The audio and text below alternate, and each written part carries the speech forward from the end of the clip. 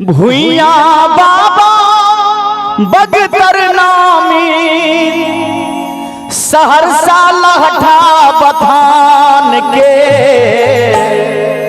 जय सहरसा लहठा बथान पर हमर कारू बाबा गाय के चरवाही करे छलखिन। ओइ लहठा बथान के ए गीत में व्याख्या कैल गेलै है। आ जे धरती मिथिला धरती लोरिक उगना विद्यापति से भरल पुरल छन। एक से एक बढ़ के कवि जय मिथिला में छै ओइ मिथिला के गुणगान करै छी।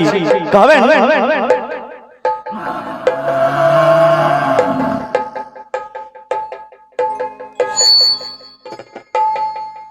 भुइया बाबा बगतर नामी सहरसा लहठा बथान के। एक बार मिथिला धाम के लिए दोनों हाथ उठा दियो सब आदमी।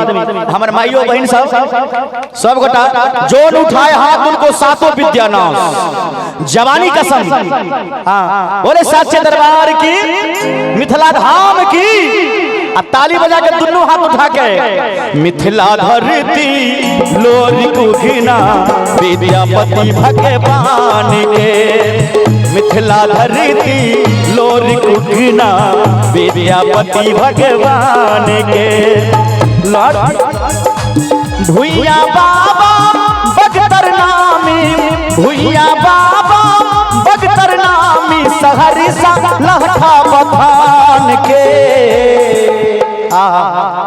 भाईजी बोले भुइया बाबा की कारू बाबा की डिहवार बाबा की। मिथिला धरती लोरिक उगना विद्यापति भगवान के। मिथिला धरती लोरिक उगना विद्यापति भगवान के। जय हो मस्ती में हरि बोल।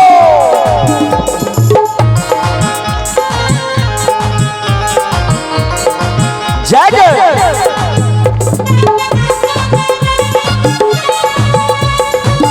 जियो से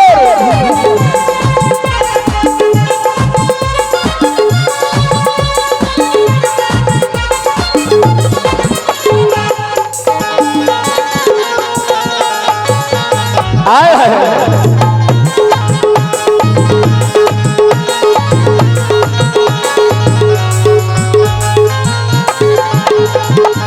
दिहबर बाबा बगतर नामी दिहबर बाबा बगतर नामी सहरसा लहठा बथान के। अहाँ सब क्रिया खा गेल छियै। दादी तू किया चुपचाप बैसल छी गे।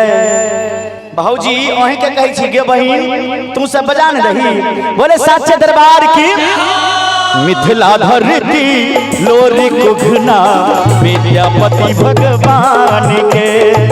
मिथिला धरती लोरिक उगना विद्यापति भगवान के।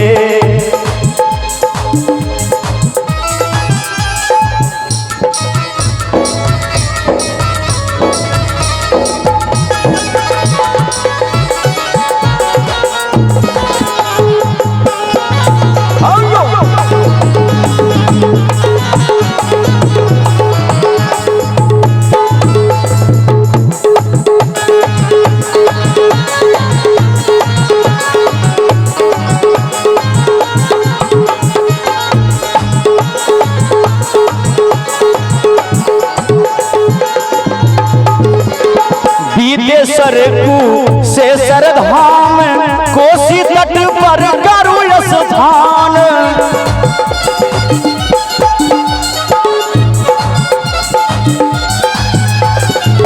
बनडुहली नरसर मैदान केंगरा डीह पर लोरिक धाम।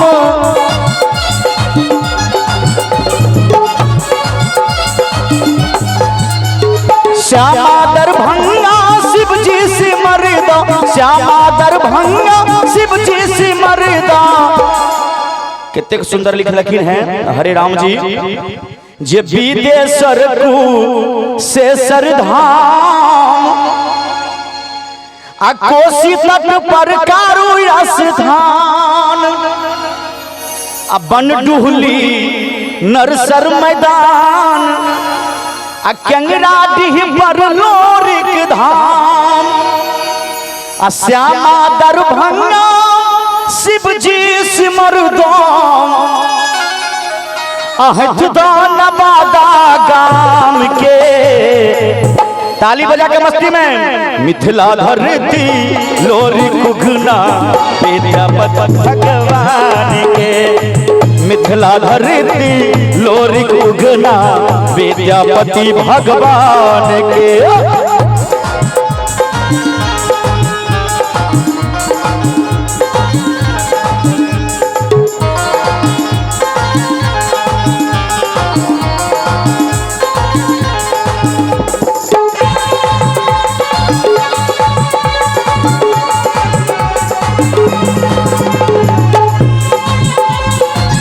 जिया भैया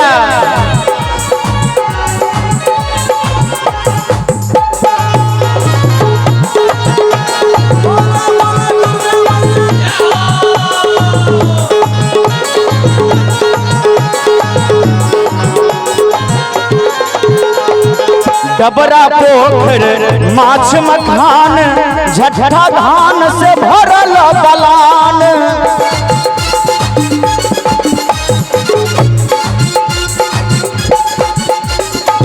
हर बरद हर बाह चरबा तेरी डर संग निक घर बाट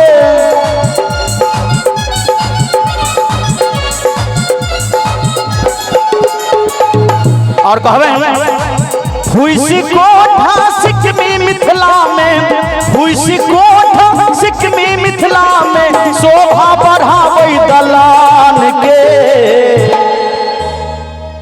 डबरा पोखर माछ मखान आ झट्टा धान से भरल दलान हर बरद चरवाहा आ टेर टार संग निकगर बाट आ फुइस कोठा सिक्किमी मिथिला में फुइस के घर कोठा के घर सिक्किमी के घर कहे छथिन जे फुइसी कोठा सिक्किमी मिथिला में शोभा बढ़ावे दलान के बात सत्य है ना कितने को सत्य है एक बार ताली बजा दो सब आदमी मिथिला धरती लोरी कुघना विद्यापति भगवान के मिथिला धरती लोरी कुघना विद्यापति भगवान के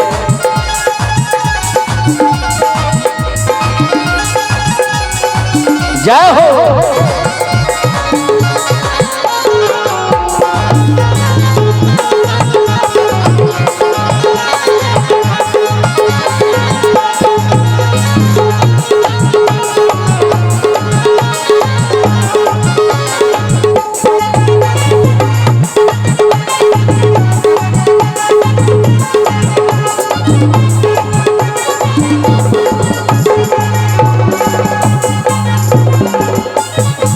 सोहर समदन पूर्वी गीत झरनी लगनी जोत जटिन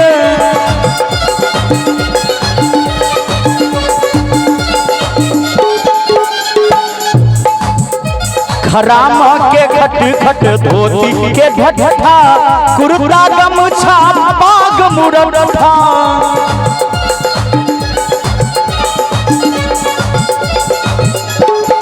हे देखियो हमर चाचा जी सब आगे में बैसल छथिन कितने सुंदर हिनकार के बारे में लिखने छथिन जे सोहर समदन पूर्वी गीत झरनी लगनी जोत जटिन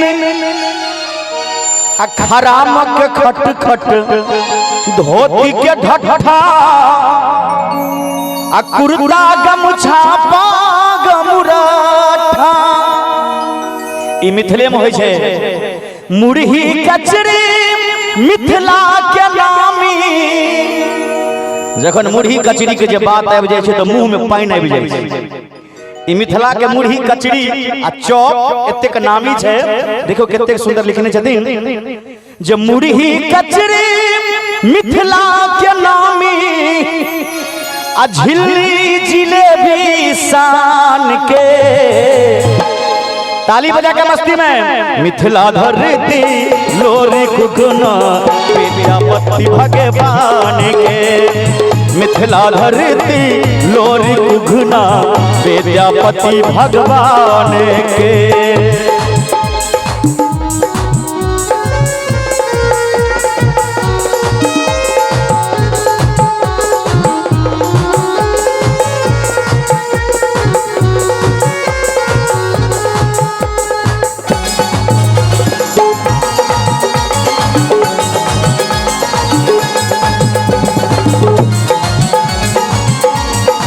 हाय हाय जय हो।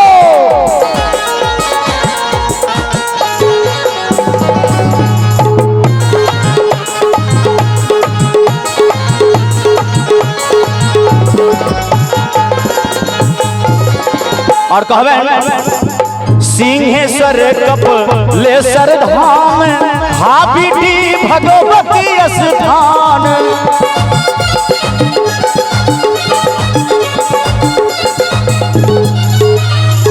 सलह से दीना भद्री महान दकली धाम दरवेश्वर नाथ।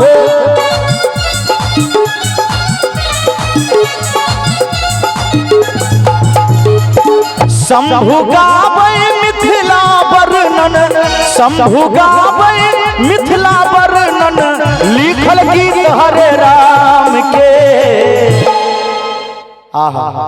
जे सिंहेश्वर कपिलेश्वर धाम हाबीडी भगवती स्थान सलहे से दीना भद्री महान दकली धाम दरवेश्वर महान। शंभु गावे मिथिला वर्णन लिखल गीत हरे राम के।